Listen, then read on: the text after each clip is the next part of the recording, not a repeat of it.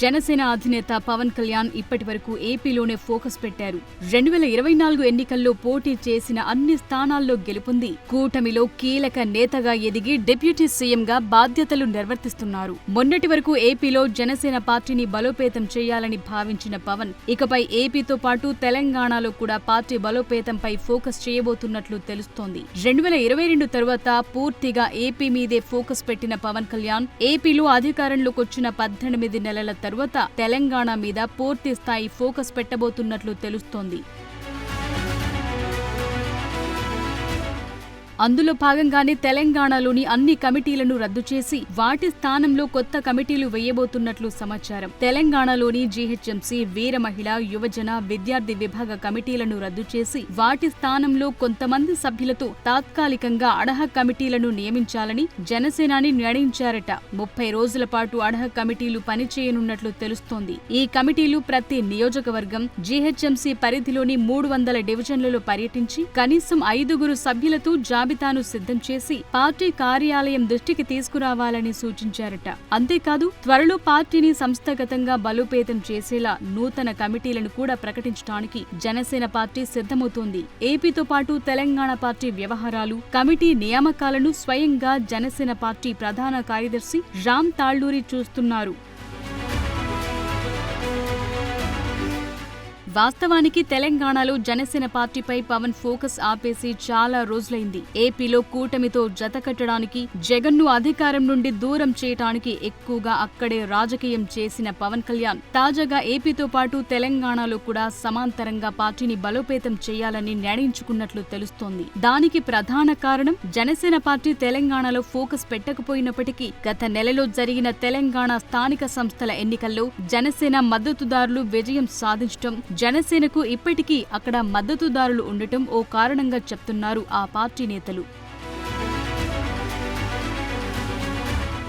కేవలం పార్టీ మద్దతిస్తేనే ఈ స్థాయిలో అభ్యర్థులు గెలిస్తే పార్టీ మీద ఫుల్ ఫోకస్ పెట్టి కమిటీలు ఏర్పాటు చేయడం ద్వారా పార్టీని మరింత బలోపేతం చేయొచ్చనే ఆలోచనలు పవన్ ఉన్నట్లు తెలుస్తోంది. అందులో భాగంగా హైదరాబాద్ మహానగరంతో పాటు మరికొన్ని జిల్లాల్లో జనసేన అభిమానులు, మద్దతుదారులు ఎక్కువగా ఉండడంతో తెలంగాణలో రాబోయే జీహెచ్ఎంసీ ఎన్నికలు, సార్వత్రిక ఎన్నికలకు పార్టీని సన్నద్ధం చేయాలని జనసేన అధినేత పవన్ కళ్యాణ్ భావిస్తున్నారట.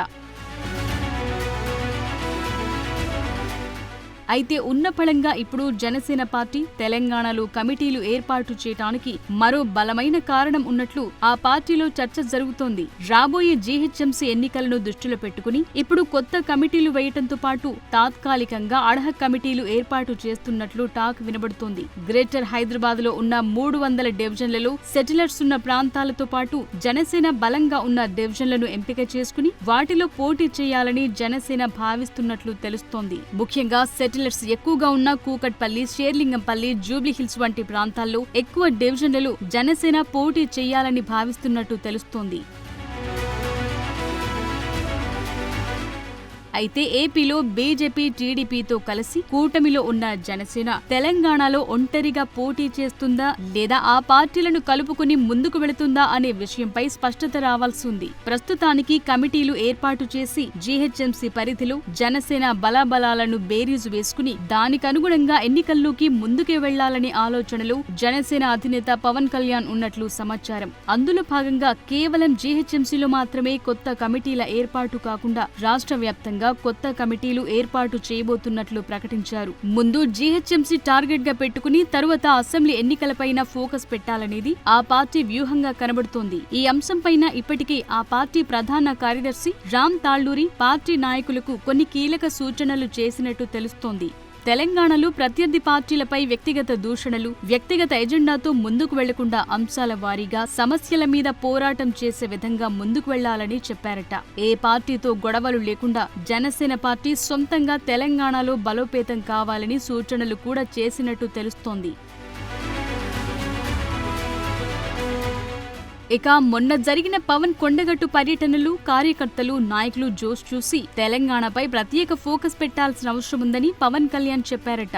దాంతో తెలంగాణతో పాటు జీహెచ్ఎంసీ మీద ప్రత్యేక ఫోకస్ పెట్టి కమిటీల నియామకానికి సంబంధించిన కీలక ప్రకటన పార్టీ నుండి వెలువడిందట. కొండగట్టులో కార్యకర్తల సమావేశంలో పవన్ చేసిన వ్యాఖ్యలు కూడా అందుకు బలాన్ని చేకూరుస్తున్నాయి. డబ్బున్న నాయకులు కాదు, దమ్మున్న యువత కావాలి. తెలంగాణలో పార్టీ బలోపేతం వాళ్ల చేతుల్లోనే ఉందంటూ పవన్ చేసిన వ్యాఖ్యలు తెలంగాణలో పార్టీ బలోపేతానికి అద్దం పడుతున్నాయంటున్నారు. మొత్తానికి ఇటు ఏపీలో బలమైన శక్తిగా ఎదుగుతూ పక్కనున్న తెలంగాణలో భవిష్యత్తులో బలమైన పార్టీగా జనసేన ఉండాలని పవన్ భావిస్తున్నట్టు సమాచారం. మరి పవన్ కళ్యాణ్ తెలంగాణ వ్యూహాలు, జీహెచ్ఎంసీపై ప్లాన్స్ ఎంతవరకు సక్సెస్ అవుతాయో చూడాలి.